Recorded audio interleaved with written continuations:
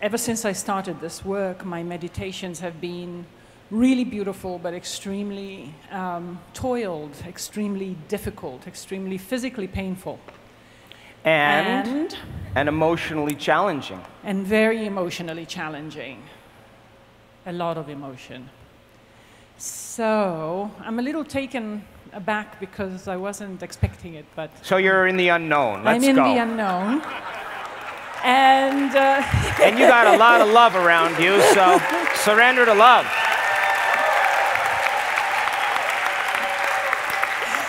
Thank you. So I started the healing process in Tarragona, actually, although I went to Tarragona with very material objectives, which didn't come through. So when I went back home, I just continued working on spooning energy from the bottom centers up. Now listen, find the truth in that simple sentence, because she worked on something material, okay? Now remember, the divine is a great parent, okay? So she goes to the event in Tarragona, and her things that she wanted didn't materialize in a few weeks. Number one, were you still doing the work? Continuously. Now, here's the astute mind. She doesn't say, it's not working. She's saying, something about me has to change, so I'm going to continue doing the work. And now, there's a little more passion to begin to pull that energy from those lower centers up into her brain, because she went to Tarragona and she understands why she's doing it and what she's doing. So then the how gets easier. So she's not finding a flaw in anything outside of her. She's looking to see, what do I need to change about myself or my energy to produce a result? So the divine holds back a little bit, and what happens next? Well, she moves closer to it. So it's a little difficult to talk about the history, because I think everybody has a history, and I spent 30 years in therapy and all kinds of things trying to heal my trauma, which was severe sexual trauma that started at the age of 4 and multiple rapes whenever. I thought I had gotten over it and felt that I had reached my objective when I finally settled into a very loving and healing relationship. In Tarragona, despite, on top of having all the physical symptoms that everybody had, I became incontinent for a month and a half. Too much information, but it was shocking to me. I was having to wear diapers. And I knew that something was starting to work in here, so I continued focusing on this. Now, I want to stop, because this is way too good for me to pass up. You know, I've watched this woman quite a bit. Now, 4-year-old child, 5-year-old child, 6-year-old child, 7-year-old child, no analytical filter. Brain waves are still in theta and alpha. The door between the conscious mind and the subconscious mind is wide open. So a trauma then is stored in the body, in the implicit systems. And guess what center that trauma was stored in? First center. Are you with me still? So then as she stops trying to protect that area by clamping down, she's losing the normal tonus of how she functions. And she's got to relearn it. Do you understand? Go ahead.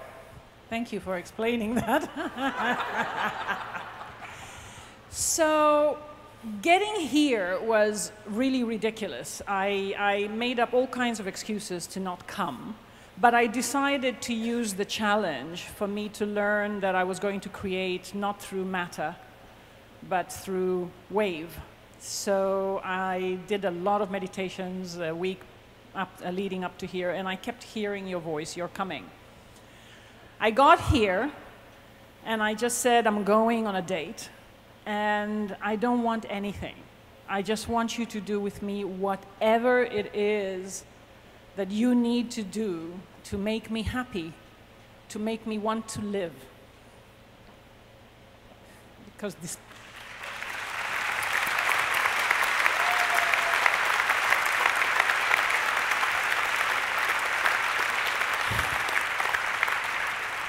Because despite a very exciting life, privileged, travel, I can do whatever, I have battled, well, not battled, I've just had to deal with this need to leave. And that is a thought that has accompanied me since I was 17 when I actually took action and was sent back by a very mean voice on the other side. So You understand what she's saying? She tried to take her life. So I just decided to work through all the aspects of myself that I considered to be horrible aspects. And, you know, I needed approval. Maybe, I don't know why I needed the approval, but that was something that kept coming up in Tarragona and here and in Amsterdam. And then 2 nights ago, I had a challenge with one of the dearest people to me that is usually in my home environment and that I actually brought here. So my challenge was here, and all my angers, all the frustrations, all the from however long came up. And we both used the opportunity to work through it. Yesterday, during the meditation, I decided again to surrender and to not let that energy that comes through me every time that I'm meditating take over. And I just held it in. And at one point, I experienced a flash of light, and I just saw the word guilt flush out of my lower centers. And I told my team leader, Anouk, that I'm healed. And that was all I wanted. I didn't know what it meant. I said, but you know what? Everything that has happened to me is gone, and perhaps now I can start loving myself as a human being, an intact human being.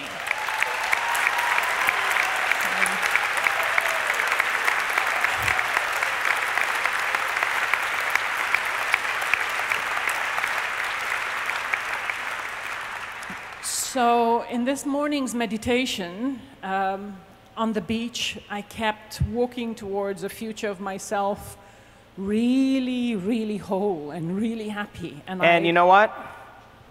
She went for it 100%. I watched her. 100% she went after it. And I came back in this room once again, certain that I would have a manifestation, actually able to put my attention on the other side, above the speed of light, and just really open my heart. I had a beautiful meditation before lunch, and I felt the energy just move from my first to my fourth to my sixth, from my first to my fourth to my sixth, to my first to my fourth to my sixth. And it was just so beautiful. Beautiful. And well, tell them what was happening to your body, because your body was moving. Yes. And it was not no voluntary muscles were being used like in the program. No. Her body was moving with energy over and over again, and she would get afraid of it, and it would stop right in her third center, and she'd lock that down, and then her back would arch. When her back arched, the energy would move right into her chest, and then she'd feel this incredible love, and then she'd surrender that love, and boom, it'd shoot right up into her head, and then she would be in ecstasy, and here it went again. So many people in this audience with their conscious mind really want to move into a new life, into a new future. And yet, the traumas, the childhood disappointments, the moment you feel shame, the moment you feel guilt, the moment you feel belittled or unworthy, because there's very little filters at that point, it stores itself in what's called the implicit memory system. It's in the body. The brain, the conscious mind, can't do it alone. It has to get the body involved in order to change. Are you with me still? Come on. So then energy or emotion stores in the body in certain patterns, patterns of information that's been contracted gravitationally, organized light into matter. Are you with me still? And it's frozen. And the person is doing everything they can to get to that future, and yet there's some part of them that they may not even be conscious of that keeps them in the past. Are you with me still? Now, here's my question. If this beautiful lady decided to not show up and think of 1,000 excuses not to be here or not listen to her inner voice, her inner knowing, is it possible then she would have never released that energy that was stored in her body? So by overcoming all the conditions in the environment, all the challenges, all the flights, all the job stuff, and her persisting that she wanted to be here in the midst of all that chaos, causes her to be more worthy to participate. She wants to be here, yes or no? And the initiation of making it here, the divine moves closer, because what is her intention? To have a love affair with the divine. So the divine says, all right, you're coming, I'll come. Let's see what you got.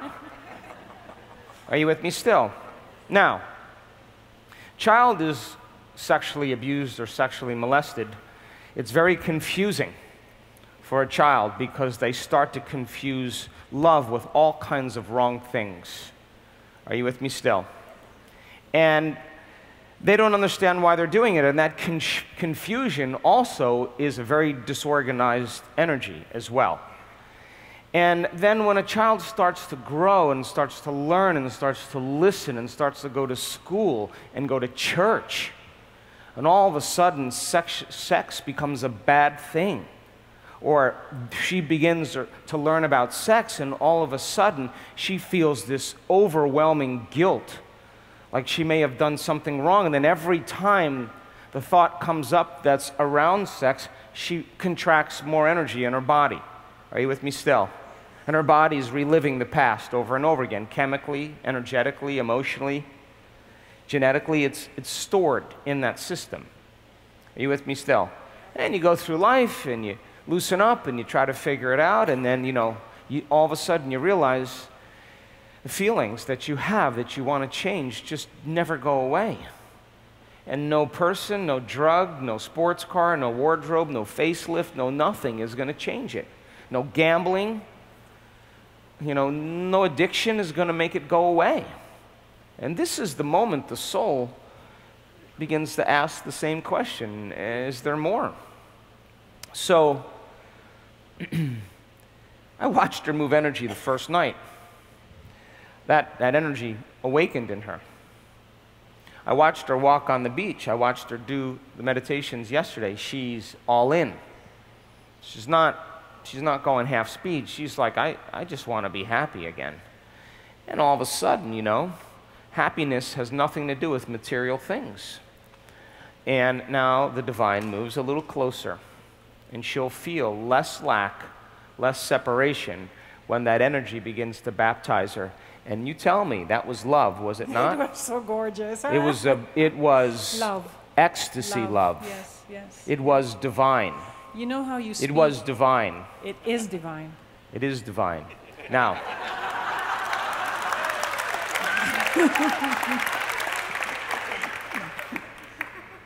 guilt is stored in the second center. Shame is stored in the second center. Suffering, victimization, unworthiness, it's stored in this center. There's no safety for it to move. There's no safety. It's lost its safety, and the energy's stored in there. She gives it everything she has, pulling that energy up, pulling that energy up, pulling that energy up, and she lays down and she surrenders and she just opens up and asks. And all of a sudden, that energy starts to move right out of those centers, right up into her heart. Her heart begins to swell. It's a tremendous feeling of love. And then, you can think about it and lose it, or you can surrender even more. And if you just let your body relax into it and you surrender even more, it moves into your brain. And then all of a sudden, you start releasing those pineal metabolites and you start getting mystical. And everything becomes mystical and everything becomes wonderful. And you're in awe of everything, and some veil or illusion that you've conditioned yourself to perceive reality with is removed, and you see a little bit more the way reality is. Are you with me still? Like a child again. I didn't mean to interrupt you. I think a lot of people have been moved by the description of your relationship with your mother. And I also didn't have a relationship with my mother. I come from a lineage of the same story, so we didn't know until she passed away that she was bipolar, so couldn't look after me. When I first felt this love, it almost cracked me open. I remember thinking, I will die in this moment and I don't care. I love this. It's my heart blew to such proportions. And now I'm consciously aware, because I understood it better this time when you said, put your attention there. So I keep going there and I keep saying, it's only a thought. Go back in the heart and there's a pulsing that goes right through the back that is continuous. And that's so reassuring to me. And it's an experience, yes or no? Yes. And that experience produces an emotion because it's a mystical experience, yes or no? And if you allow that refractory period to just run for hours or days, who knows? The inner experience could change your mood. And if you decide to keep your attention on it and keep focusing on that emotion, instead of focusing on guilt, you're just focusing on love. And the more you focus on it, the more it expands. And it turns into a temperament. And they say, what's up with her? I don't know. She went to some retreat. She took some drug or something. And she's been happy ever since. Really loving, too. Yeah, yeah. Now it's a temperament. And you keep that going for years on end, and that becomes a personality trait. Oh, it's just how she is. And we could say then, she's transformed from her past self into her future self. Yes or no? If she had the subconscious belief in a fear-based mentality that if her body moved out of control or she saw somebody's body moving out of control, she would think that they were possessed by the devil. Think about this. That may not be a conscious belief. If that happened and spirit's having its way with her body and she contracts from that, she's going to limit the experience as well. Yes or no? Come on. Yes. But if she is aware that energy's starting to move in her body and she's not going to try to make anything happen, she's not going to force it, all she's going to do is invite it in and relax into it and surrender to it a little bit more, and it grows. And then her body says, oh, that's a lot. Starts shaking and quivering. And energy's trying to find a way, trying to find some way to move through those frozen patterns. Then her body twists over on the side, and boom, there she goes on the back. And she relaxes, and here it comes again. And her abdomen's going in and out. That's all that sexual guilt and frustration starting to quake. It's breaking down. And she surrenders to it a little bit more, not afraid of it. She's thinking anything unknown is good. She could stop it anytime she wants. But why would she want to if she's committed to the experience? Are you with me still? The moment you feel fear, you contract back in the particle, change your brain waves, and you disconnect. And then you say, oh my God, something bad happened to me. I lost control, or I didn't know what it was, and then you got to work on having the same experience again. You know what I mean? I've done that enough times. And so when she surrenders to it a little bit more and she lets her body relax into it, that energy is literally moving up the spine, and it's turning in to different energy as it moves. It's turning into power, this powerful energy. It's moving into her third center, and it's building, and she's working with letting go of control while this center is activated, which is the center of control. Are you with me? Come on. Because a little bit makes its way up, and she feels that, and then all of a sudden she relaxes, and when she arches her back and relaxes, it moves into her chest, and now she really is feeling that energy, and she's surrendering to it, and her body's doing what it does involuntarily, and it's finding a way. Are you with me? And I called some of the team leaders over. I said, she's letting go of control. Watch this. And her back arched, her back arched, her back arched, and she was feeling, and all of a sudden, boom, that fourth center opened. She fell on her back, and that energy went right up into her brain, and there she went. Now, that energy that was stored in her body, is no longer in her body. You understand? No talk therapy, no psychotherapy that's going to change that with the conscious mind. You see, the body had to have permission enough to liberate itself from the past. And she just worked with it and kept dragging it into the future. You've just seen her on the beach today. She was going. I looked at Paula and I said, she's stepping into her future, watch out. She was moving, she was in it. And her body just caught up sooner or later. Now here's the next question.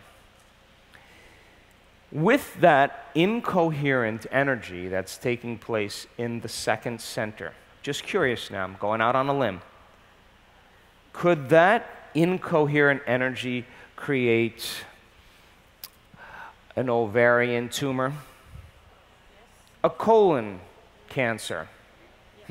Can it create diverticulitis? Could it create an ovarian cyst? Now, what I meant was if that energy didn't move out of that center, you understand? That incoherent energy could create cells and tissues and organs to function out of ease or out of balance, dis-ease or imbalanced. Does that make sense? That's just energy now that's no longer being distributed coherently to different parts of the body, and the body's not getting information, energy, and begins to lower its frequency. And all disease is a lowering of frequency, and those cells no longer work in coherent exchange of light and information. Are you with me still? Come on. Yes. So do you think that blessing her energy centers the last 2 days before we walked on the beach today, do you think by opening those channels consciously that she's inviting that energy to go which direction? From whence it came, right back into the brain. And there's a reorganization, a transformation of matter as a result of the movement of energy. How many people understand? And she will say something like, yeah, and I feel it kind of coming out of my hands now, like out of my fingertips. The body's processing a greater frequency, and it's moving from here all the way up. And information now is coming out of the hands in the form of light.